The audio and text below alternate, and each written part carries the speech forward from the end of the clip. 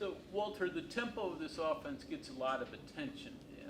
In college, you're going to play at tempo at times, 2-minute situations, but doing this constantly, how hard is it? Was it an adjustment for you? What was that like?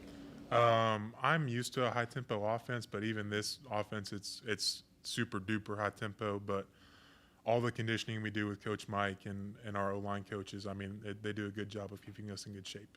Can you do it 60 minutes? Yes. Yeah. And we also have the depth to do so. Yeah. I believe so. Left guard, is that where you were playing mostly? Yes. Talk about just playing in the system. I mean, what are some of the differences and nuances that you had before that you had to kind of throw out and doesn't really apply to what you're doing now? I'm sorry, could you repeat that? Well, just the differences. What the differences in what you were used to for your career to what you're doing now? What are some of those differences? I'd say in my previous offense, they're sort of similar. Okay.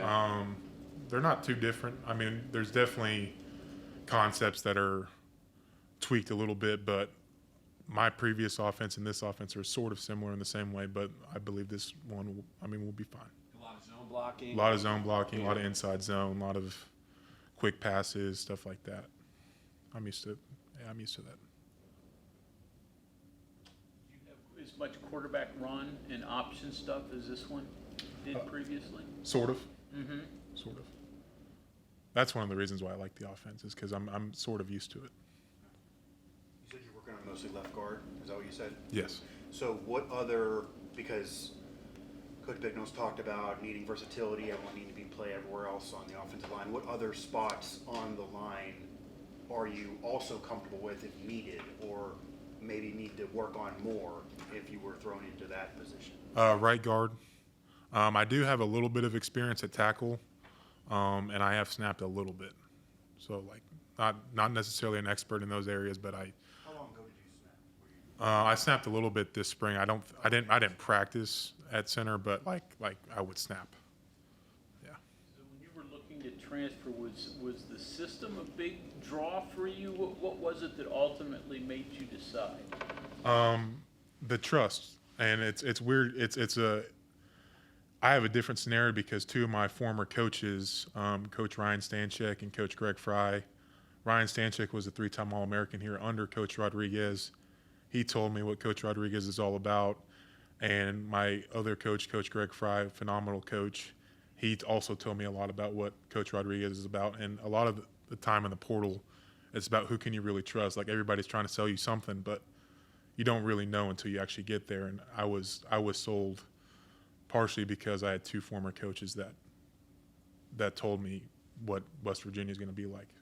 Were you aware, did Rich talk to Stanchek and Fry at all about you? Were you aware of any of that, or? No. No. Not until after I think I committed. Yeah. But I talked to them before. Kind of going off of that, did Ryan Switzer is also a wide receiver coach. He's a native of West Virginia. Did he tell you what life might be like here, living here in the state? He did not. But he did talk a little bit about his journey to me a little bit, but no, he didn't talk too much about it. What did Ryan and Coach Fry tell you about Rich? Because they could fill in a lot of blanks, I'm sure. Yeah, he's just the slogan, the motto, hard edge. It's his way, and it works, and it's a proven method. Do you remember your first college game that you played in? Yep, Jack State. How about that? Small world, right? Yeah. Did you have any? I mean, you had no idea, but did you?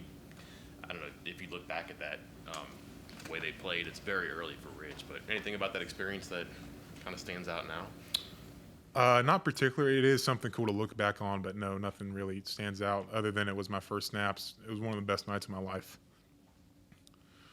Well, there's reading some about your heritage, your background growing up. How important has some of those things been to you? It looked like from a couple of quotes that I read that that's been a big part of your life. Yeah, my two goals playing this sport are, one, to glorify God, and then I do want to honor my tribe and my family. My tribe's been there most of my growing up. My grandpa was the chairman. He was the treasurer for 40 plus years. I mean, I'm really close with my Kiowa tribe. I was reading a little bit about that too. The Kiowa Gord, I think, community or Yeah. tribe. Kiowa And Gord said- clan. Yeah, that said you dance and do everything. Have you shown anybody else that, or is that just No. reserved for those days? It's kind of like a private thing. Now I talk about it openly, but like the location and stuff like that, like it's a little private. But like the dances and stuff, I could show that to people, but I get a little awkward doing that. Oklahoma. You spent most of your life in Oklahoma, man. Yeah. What's it like getting out of there, getting away from there, number one, and number two, having grown up in the shadow of Oklahoma University? It's a little cooler up here, that's for sure. But no, yeah, less wind. Growing up in the shadow of Oklahoma, honestly, I haven't thought about it too much. Like I was always focused about, and why I picked Tulsa. There was a couple reasons why I walked on. One was the education. I wanted the education because I don't know what's in store for me afterwards. Football's done, but I know that degree from Tulsa would have been a good one to get. That's one of the reasons why I went there. I wasn't thinking too much about the shadow of Oklahoma.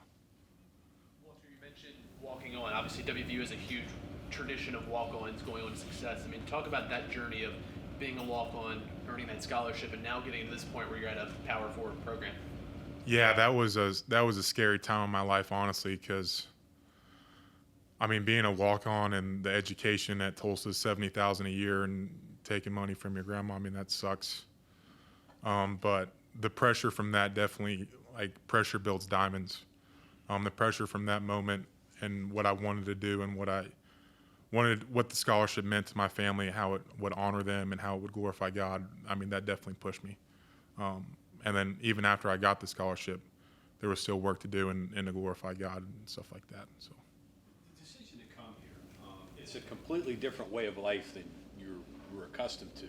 Was it a feeling of wanting to branch out and do something different? What was the thought process? I mean, it's a different part of the country, different topography, the whole 9 yards from what you're used to.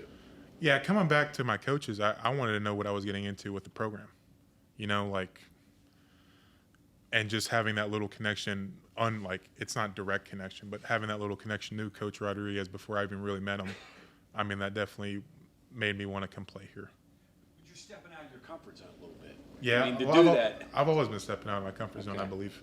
When I walked on, I mean, I was scared, but I'm not scared no more. But Grandparents know anything about American football or other family members? And if they didn't, what was their reaction when you tried to explain to them what you were going to be doing? they're big basketball players. A bunch of Indians are big basketball players. Not too many Indian football players, but yeah, my grandma's she was very supportive. Yeah, So did you ever play basketball? I did. I was horrible. I made the C team. Yeah, I don't really want to. That was bad. You did not threaten Trey Young's record at your high school?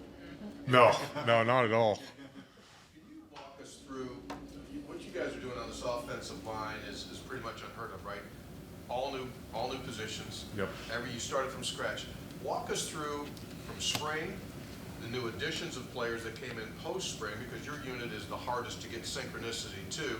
How, in your view, has that evolved? We've definitely become we have more chemistry as a unit as opposed to when the spring started, and I hope that'd be the case. When the spring started, I definitely say it was all new. Some players were playing new positions that they weren't used to, stuff like that. But as it went on, as a good unit would hope to do, we did gain chemistry, and we do know each other a little bit better. And because of that, I think we play a little bit better too.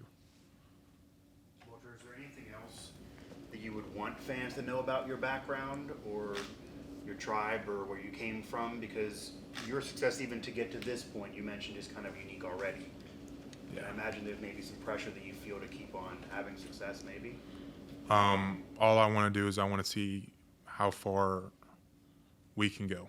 Because I mean, as I've played, unfortunately, I've never had a winning record in college, and I believe we can win, and I think our chemistry is very good, and I just can't wait.